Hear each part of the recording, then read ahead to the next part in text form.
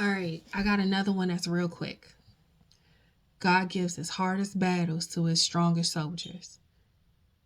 That's not God. That ain't the Bible. The good book might have it on one of these mysterious pages that just exist only in the good book, but not the Bible. But that is absolutely not the Bible. It is not what God said. It's not even how God has shown us he operates. God doesn't give his hardest battles to his strongest soldiers. He regularly calls the weakest people.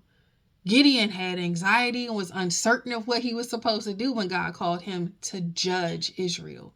Literally, to judge is like to be a king almost. God put him in charge. He said, hey, I want you to go out and tear up these idols they got, and I want you to set stuff in order, and I'm going to have you fight and lead this battle, and you're going to be successful in freeing my people.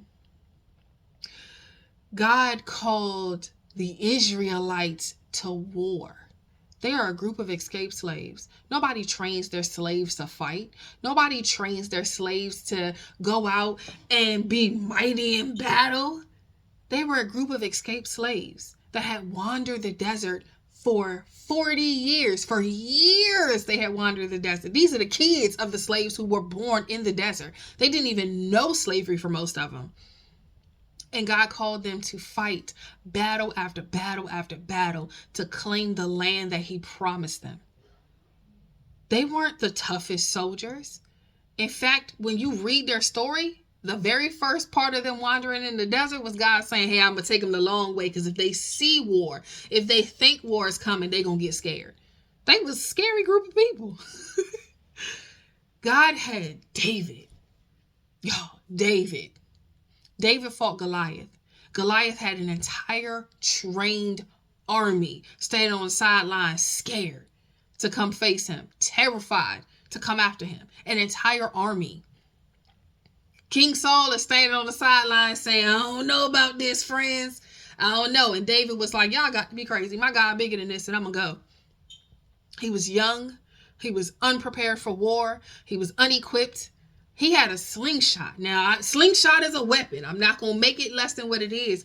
But slingshots today, for what we see, compared to the sword of a giant soldier, don't even seem like a fair fight. That ain't a tough soldier.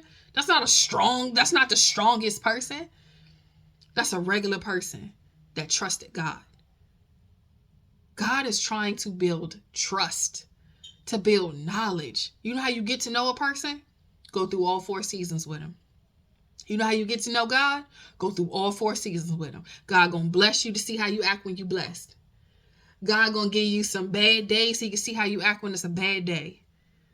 He gonna give you some cold nights and some hungry moments to see how you act. That's what God is doing. He's trying to get to know you and help you get to know him.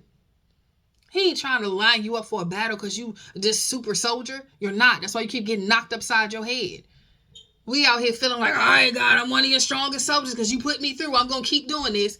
No, you're not. That's why it's hurting you so much. That's why it's taking so much from you. Trust God.